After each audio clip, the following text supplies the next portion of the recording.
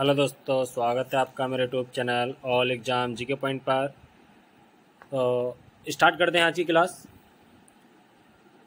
वर्तमान उत्तराखंड क्षेत्र की प्रथम महिला स्वतंत्रता सेनानी जो जेल गईं।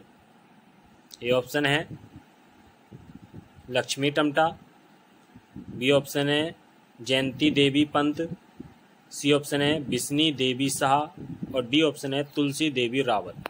बताइए भाई जल्दी।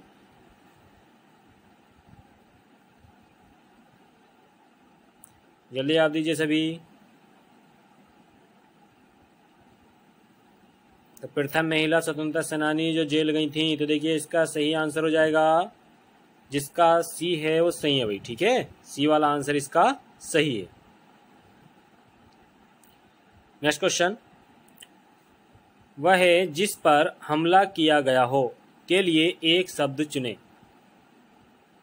ए ऑप्शन है आत्मघात, बी ऑप्शन है आघात, सी ऑप्शन है आपका आक्रांत और डी ऑप्शन है आपका आक्रांता। बताइए भाई जल्दी।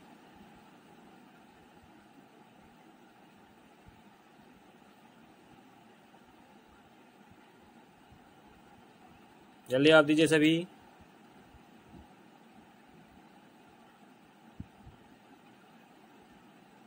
जल्दी आप दीजिए भाई सभी, इतना समय नहीं है।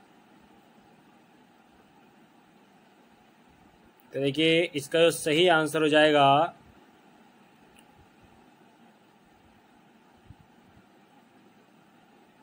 जिसका सी है वो सही है भाई, आक्रांत। ठीक है, इसका सी वाला आंसर सही है, आक्रांत। वह जिस पर हमला किया गया हो। ठीक है, तो जिस पर वह जिस पर हमला किया गया हो। ठीक है। नेक्स्ट क्वेश्चन, भोपाल गैस त्रासदी कब हुई।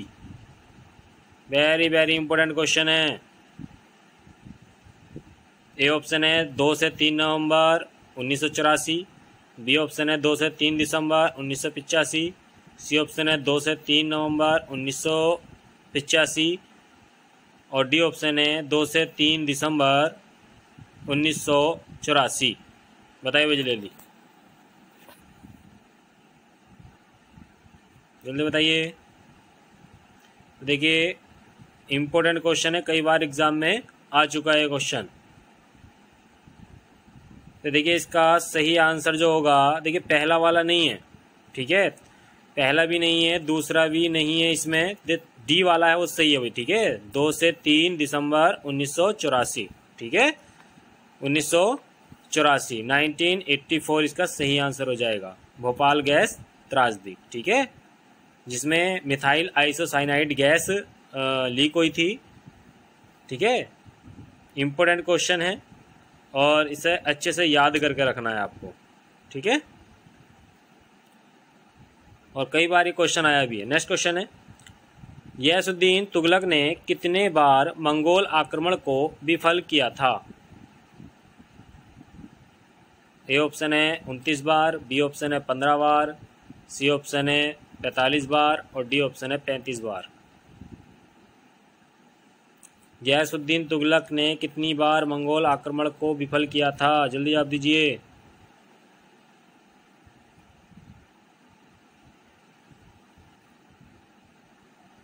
इम्पोर्टेंट क्वेश्चन है, 15 बार नहीं है भाई। ठीक है, 35 बार भी नहीं है, इसका सही आंसर है ए वाला। ठीक है, 29 बार किया था। ठीक है, तो इसका ए वाला आंसर सही है भाई। नेक्स्ट क्वेश्चन देखते हैं, ये भी इम्पोर्टेंट क्वेश्चन है आपका।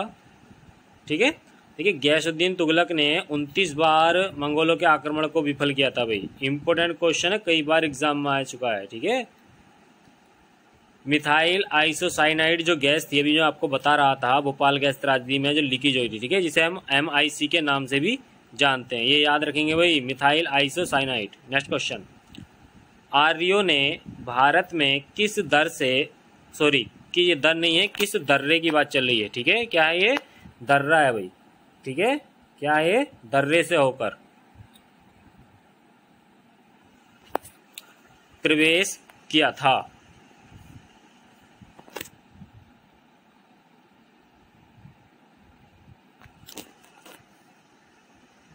ए ऑप्शन है खेवर, बी ऑप्शन है बोलन, सी ऑप्शन है काराकोरम और डी ऑप्शन है सिपकिला। बताइए जल्दी भाई।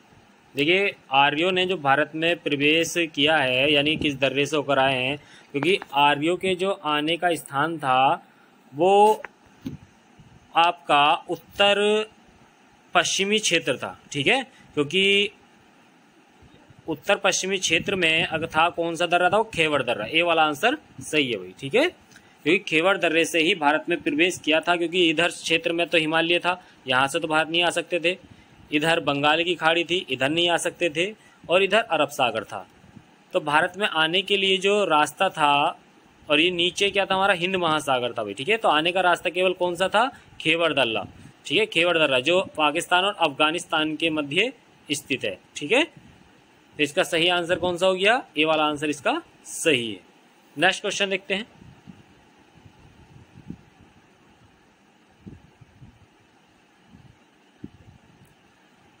इंपॉर्टेंट क्वेश्चन है ये भी, और पेपर में कई बार रिपीट हो चुका है क्वेश्चन, ठीक है। आर्यों ने भारत में किस दर्रे से होकर प्रवेश किया था। नेक्स्ट क्वेश्चन, श्वेत क्रांति किससे संबंधित है, बताइए भाई जल्दी, इंपॉर्टेंट है। श्वेत क्रांति किससे संबंधित है। ए ऑप्शन है मछली उत्पादन से, बी ऑप्शन है नमक उत्पादन से, सी ऑप्शन है रेशम उत्पादन से, और डी ऑप्शन है दुग्ध उत्पादन से। बताइए भाई जल्दी।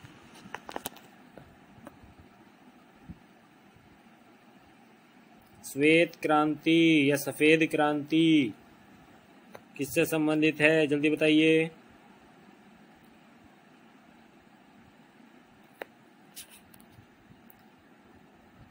तो देखिए इसका ए वाला नहीं होगा भाई, मछली नहीं है, डी वाला आंसर सही है भाई, दुग्ध उत्पादन, ठीक है। दूध कैसा होता है, सफेद। तो श्वेत क्रांति किससे संबंधित है, दुग्ध उत्पादन से संबंधित है भाई, ठीक है। तो इसका डी वाला आंसर सही है भाई, ठीक है। इंपॉर्टेंट क्वेश्चन है, आपका जो भी एग्जाम होने वाला है उसमें ये क्वेश्चन आएगा एग्जाम में और मिलेगा आपको, ठीक है। तो अच्छे से रट लेना इसको, इम्पोर्टेंट क्वेश्चन है, ठीक है। वेरी वेरी इंपॉर्टेंट क्वेश्चन है। नेक्स्ट क्वेश्चन देखते हैं।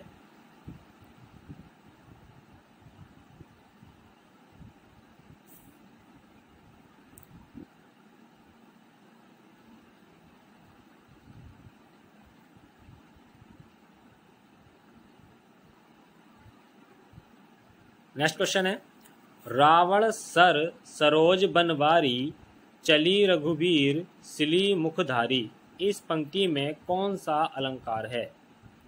ए ऑप्शन है श्लेष अलंकार, बी ऑप्शन है लटानुप्रास अलंकार, सी ऑप्शन है वृत्त्यनुप्रास अलंकार, और डी ऑप्शन है उपमा अलंकार। रावण सर सरोज बनवारी, चली रघुबीर सिली मुखधारी, बताइए जल्दी भाई।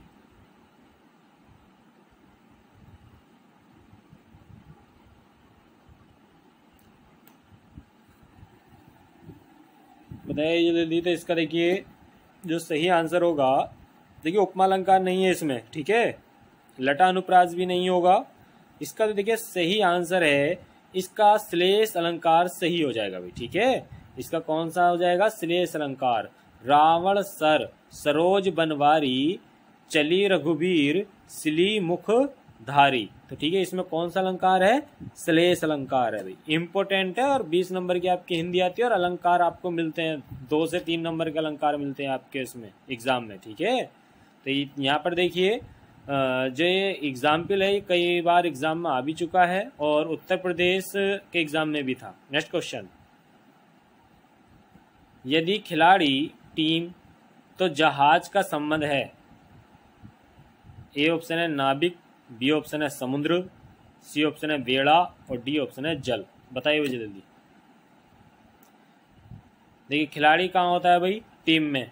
तो आपको बताना है जहाज कहाँ खड़ा होता है, जल्दी बताइए।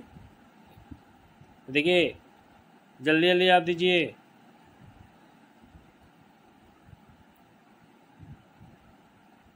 बताइए जल्दी, खिलाड़ी कहाँ होते हैं भाई, टीम में होते हैं। तो जहाज कहाँ खड़ा होता है, तो देखिए इसका सही आंसर हो जाएगा नाविक नहीं होगा भाई, ठीक है, समुद्र भी नहीं होगा। जल्दी आप दीजिए। तो देखिए इसका सही आंसर है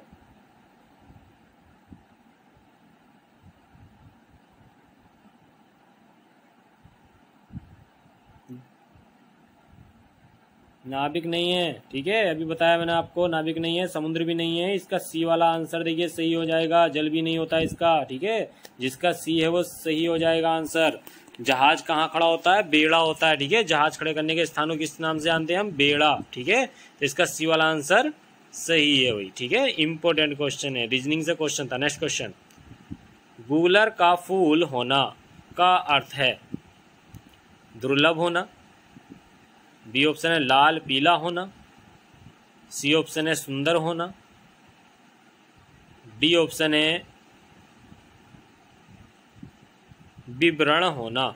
जल्दी जवाब दीजिए भाई। गूलर का फूल होना, जल्दी बताइए।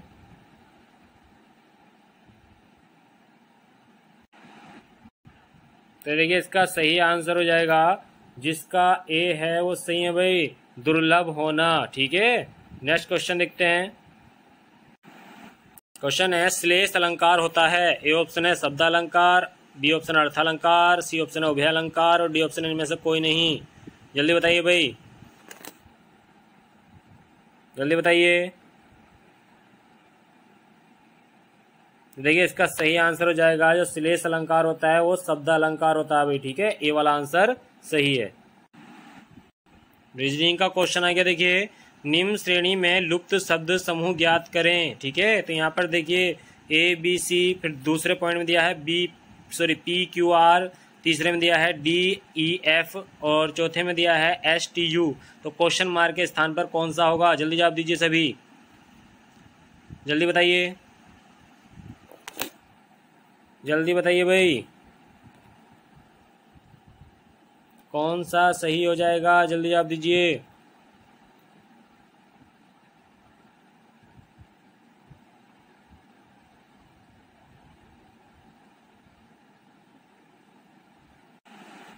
तो देखिए इसका सही आंसर हो जाएगा, जिसका सी है वो सही है भाई। ठीक है, GHI आएगा यहाँ पर क्वेश्चन मार्क के स्थान पर। इंपॉर्टेंट क्वेश्चन था।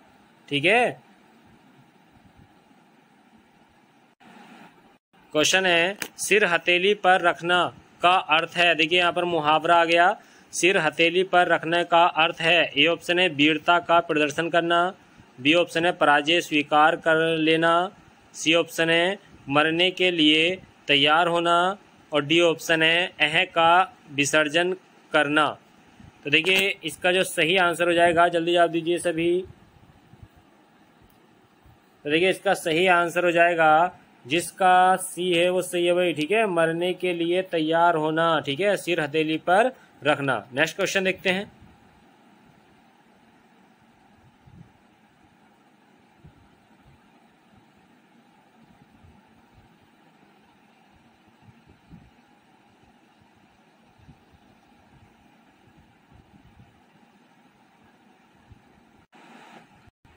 क्वेश्चन है दीन ए इलाही नामक नया धर्म किसके द्वारा शुरू किया गया था? ये SSC 2013 में क्वेश्चन आया था भाई। पहले नंबर पे देखिए अकबर, दूसरे नंबर पे बाबर, तीसरे नंबर पे जहांगीर और चौथे नंबर पे हुमायूं। बताइए जल्दी भाई, दीन ए इलाही नामक नया धर्म किसके द्वारा शुरू किया गया था? तो देखिए इसका सही आंसर है, जिसका पहले नंबर का है वो सही है भाई। ठीक है, दीन ए इलाही जो नया धर्म चलाया था वो अकबर ने चलाया था। ठीक है, और दीन ए इलाही धर्म को स्वीकार करने वाला जो अंतिम हिंदू शासक था वो भी कौन था भाई? सॉरी, हिंदू व्यक्ति था वो भी कौन था? बीरबल था भाई। ठीक है, नेक्स्ट क्वेश्चन देखते हैं। क्वेश्चन है कुषाण शासकों को निम्न में से किस नाम से भी जाना जाता है? देखिए ये क्वेश्चन कई बार एग्जाम में आता है कि भारत पर आक्रमण करने वाले विदेशियों का क्रम। तो इसमें हमें याद करना है YSPK।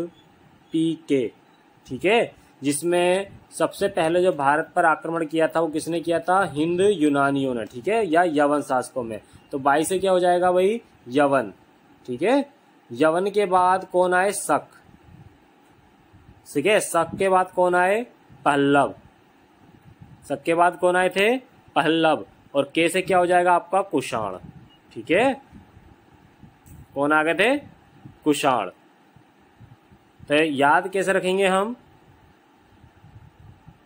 बाई एस पी के, तो आप इससे याद रख सकते हैं। के से क्या है? कुषाण, पी से क्या है? पहल्लव, से क्या है? शक, और वाई से क्या है? हिंद यूनानी या हिंद यमन कहें या फिर इंडो ग्रीक शासक। तो वाई से क्या हो जाएगा? यवन शासक। सबसे पहले भारत पर आक्रमण करने वाले कौन थे? हिंद यमन थे, जिन्होंने सोने का सिक्का सबसे पहले चलाया था, ठीक है। और शुद्ध सोने का जो सिक्का चलाया था वो कुषाण वंश के शासकों ने चलाया था, यानी कनिष्क के द्वारा चलाया गया था। तो यहाँ पर क्वेश्चन है आपका, कुषाण शासकों को निम्न में से किस नाम से भी जाना जाता है? तो ए ऑप्शन है हिंद यूनानी, ठीक है। तो हिंद यूनानी तो होगा ही नहीं आपका, क्योंकि ये तो हिंद यूनानी जो थे ये तो सबसे पहले आए थे, कुषाण सबसे लास्ट में आया था, ठीक है। दूसरा है यूची, तीसरा है मकदूनियाई, और डी ऑप्शन है आपका पहल्लव। तो पहल्लव भी आपका नहीं होगा, क्योंकि कुषाण से पहले पहल्लव आ चुके थे। तो देखिए इसका सही आंसर है, जिसका बी था वो सही है भाई, ठीक है, क्योंकि ये यूची जाति से संबंधित है, कुषाण जो शासक थे, ठीक है। तो इन्हें यूची के नाम से भी जाना जाता है। नेक्स्ट क्वेश्चन देखते हैं।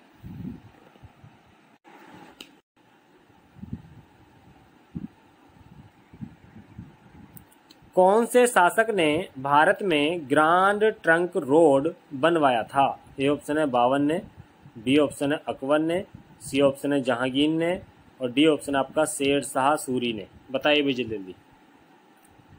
देखिए लगभग 50 प्लस क्वेश्चन है, आप जल्दी जल्दी जवाब दें। उत्तराखंड की दृष्टि से इम्पोर्टेंट क्लास है। कौन से शासक ने भारत में ग्रांड ट्रंक रोड बनवाया था? तो देखिए इसका सही आंसर है, देखिए जिसका डी है, चौथा नंबर है, वो सही है भाई, ठीक है। शेर शाह सूरी के द्वारा ही ग्रांड ट्रंक रोड बनवाया गया था भाई, ठीक है। इंपॉर्टेंट क्वेश्चन है, जिसे हम जीटी रोड के नाम से भी जानते हैं, ठीक है। और इसका जो प्राचीन नाम मिलता है हमें, उत्तरा पथ भी मिलता है भाई, ठीक है। क्या मिलता है? उत्तरा पथ भी इसका नाम मिलता है हमें, ठीक है। नेक्स्ट क्वेश्चन देखते हैं।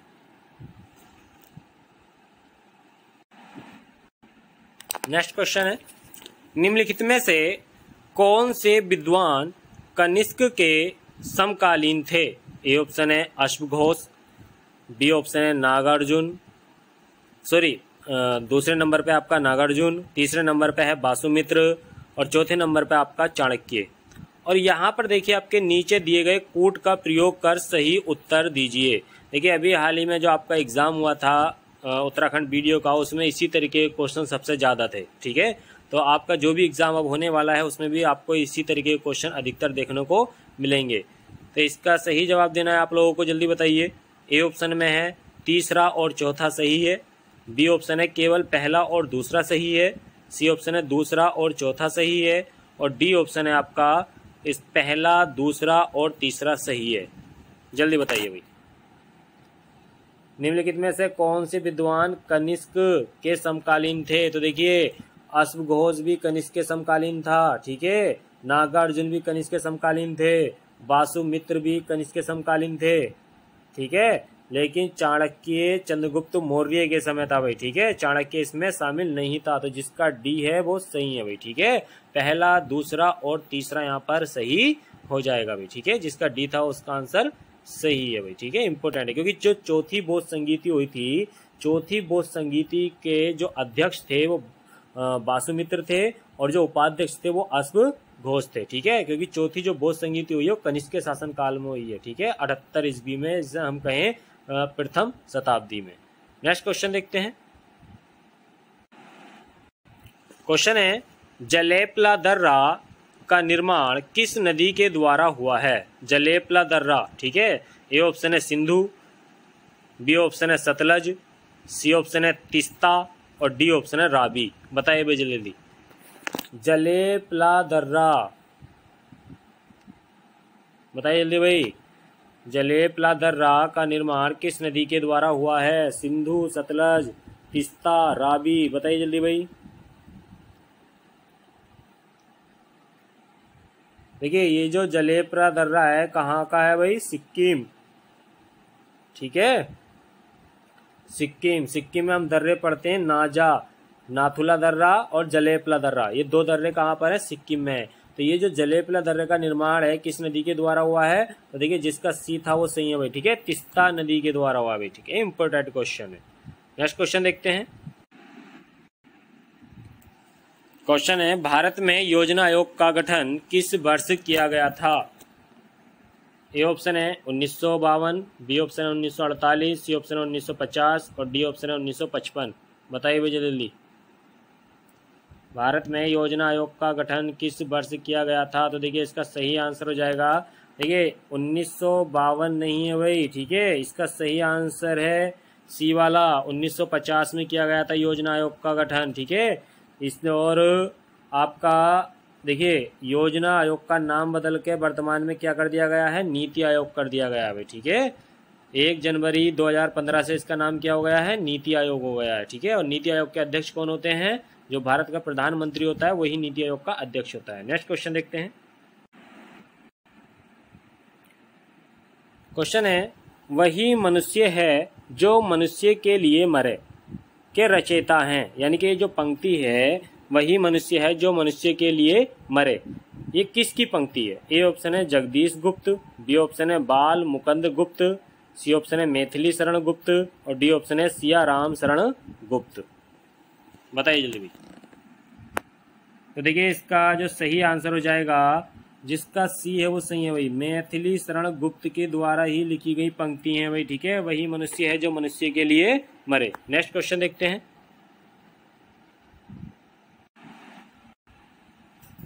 क्वेश्चन है, चांद का मुंह टेढ़ा है काव्य के रचयिता कौन है।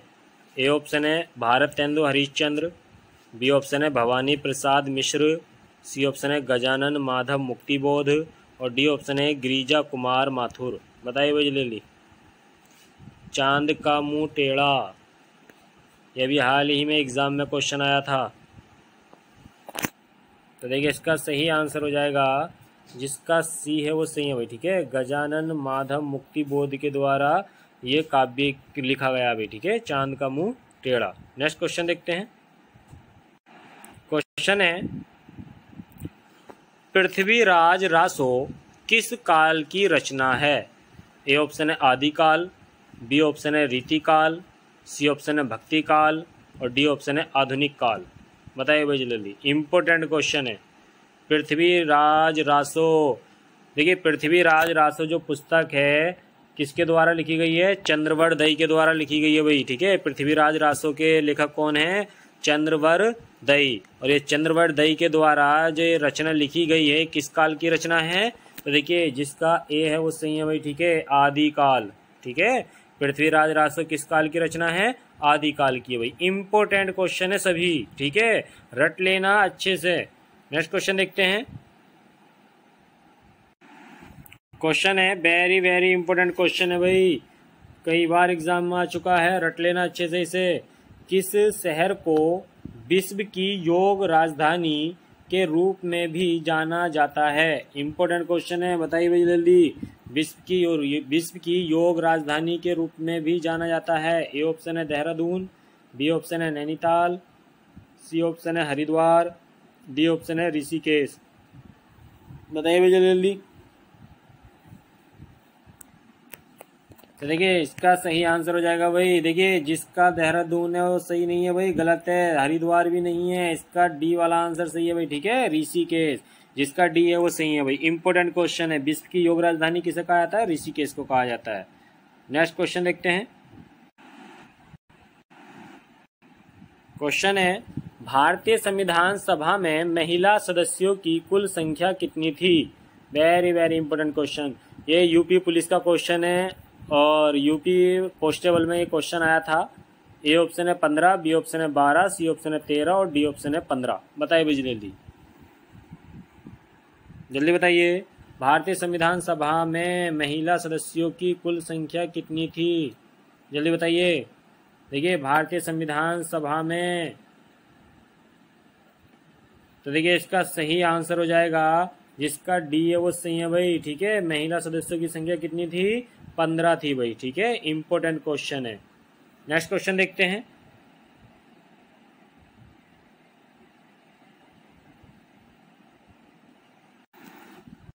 क्वेश्चन है, गरबा लोक नृत्य शैली कहाँ प्रचलित है? ए ऑप्शन है महाराष्ट्र, बी ऑप्शन है गुजरात, सी ऑप्शन है राजस्थान और डी ऑप्शन है आपका पंजाब। बताइए बिजली जी, गरबा कहाँ का लोक नृत्य है? वेरी वेरी इंपॉर्टेंट क्वेश्चन है।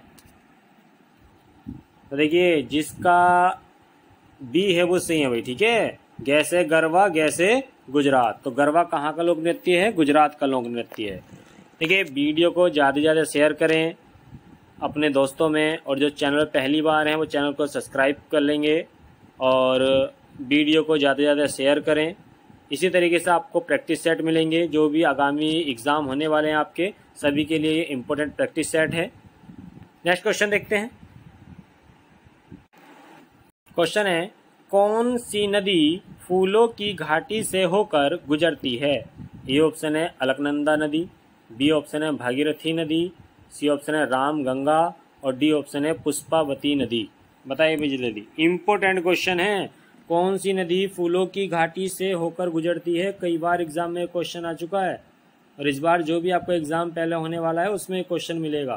तो देखिए, इसका जो सही आंसर हो जाएगा, जिसका डी है वो सही है भाई। ठीक है, देखिए, फूलों की घाटी से जो नदी गुजरेगी वो भी पुष्पावती नदी गुजरेगी भाई। ठीक है, तो इसका डी वाला आंसर सही है। सभी कमेंट बॉक्स में जवाब देंगे। उत्तराखंड में अलकनंदा की लंबाई कितनी है? जल्दी बताइए, उत्तराखंड में अलकनंदा की लंबाई कितनी है? जल्दी जवाब दीजिए। 195 किलोमीटर। ठीक है, अलकनंदा की लंबाई कितनी है उत्तराखंड में? 195 किलोमीटर अभी। ठीक है, सभी कमेंट बॉक्स में जवाब देंगे। भागीरथी की लंबाई कितनी है उत्तराखंड में?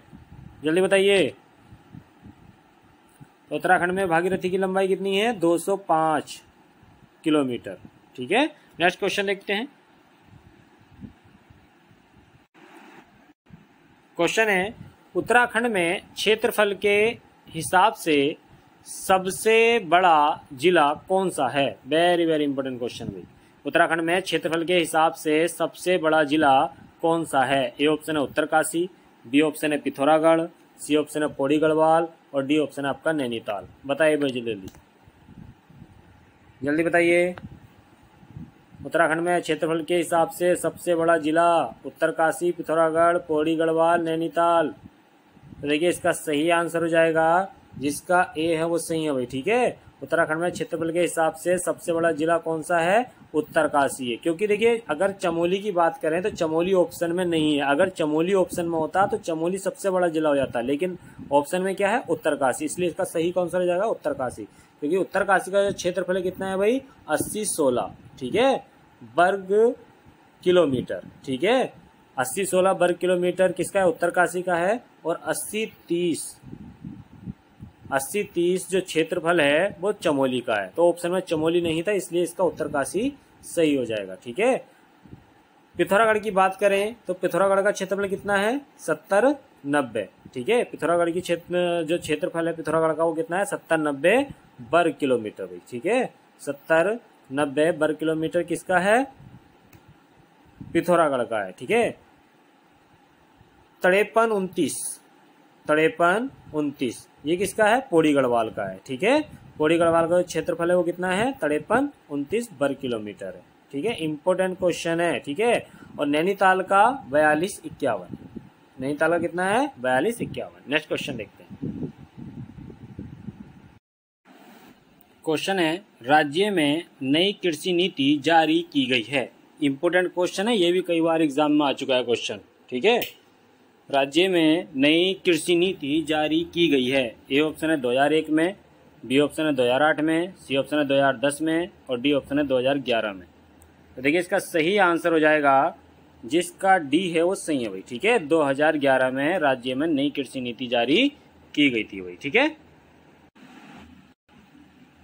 क्वेश्चन है, इंपॉर्टेंट क्वेश्चन है। देखिए, अभी हाल ही में जो आपका पेपर हुआ है उसमें भी इसी तरीके का क्वेश्चन है। वीडियो का जो एग्जाम हुआ है, निम्नलिखित को सम्मिलित कीजिए। ए देखिए, यहाँ पर ए नंबर पर आपके लेखकों के नाम दे रखे हैं, ठीक है। ए नंबर पर आपके जो लेखक हैं लेखकों के नाम दे रखे हैं और 1 2 3 क्रम में क्या दे रखी हैं, उनकी पुस्तकें दे रखी हैं। तो यहाँ पर आपको क्या करना है, केवल क्रम लगाना है कि कौन सा क्रम सही है, ठीक है। तो यहाँ पर ऑप्शन में भी जो आपको दे रखा है, ऑप्शन में भी ABCD दे रखा है, ठीक है। नीचे क्या है आपका, ये ऑप्शन है भाई, ठीक है। यहाँ पर क्या है, नीचे ऑप्शन है भाई, ठीक। तो आपको ऑप्शन में बताना है कौन सा क्रम सही है, ठीक है। जैसे अब देखिए यहाँ पर क्या है, ए नंबर पे दे रखा है, ए नंबर पे है महादेवी वर्मा। तो महादेवी वर्मा ए नंबर पे दे रखा है, तो महादेवी वर्मा की रचना कौन सी है भाई, तो महादेवी वर्मा की रचना कौन सी है, तो देखिए इसका 4th, ठीक है। ए का चौथे नंबर वाला सही है, यानी कि ए पर जो होना चाहिए, पहले नंबर पे जो हमारा होना चाहिए 4 नंबर का होना चाहिए, यानी कि 4 नंबर आना चाहिए। तो देखिए यहाँ पर करने का सबसे आसान जो तरीका होता है वो मैं आपको बता रहा हूँ कि वहां पर पेपर में आपको कैसे करना है। तो सबसे पहले हमें क्या देखना है कि अगर हमारी पहला ही याद का है तो हम उसी नंबर को देखेंगे। तो देखिए पहले नंबर पे क्या दे रखा है, महादेवी वर्मा का, चौथे नंबर का है यामा, क्योंकि यामा जो रचना है वो किसकी है, महादेवी वर्मा की है। तो देखिए ए ऑप्शन में भी 4 नंबर पहला है, बी में भी दिया है, लेकिन सी में 3 दे रखा है। तो इसका मतलब यानी कि महादेवी वर्मा का जो रचना है वो यामा है और वो चौथे नंबर पे है, तो यानी कि ए का चौथा सही है। तो लेकिन सी में जो दे रखा है ए नंबर पर तीसरा दे रखा, तो सी इसका यहाँ पर गलत हो जाएगा, ठीक है।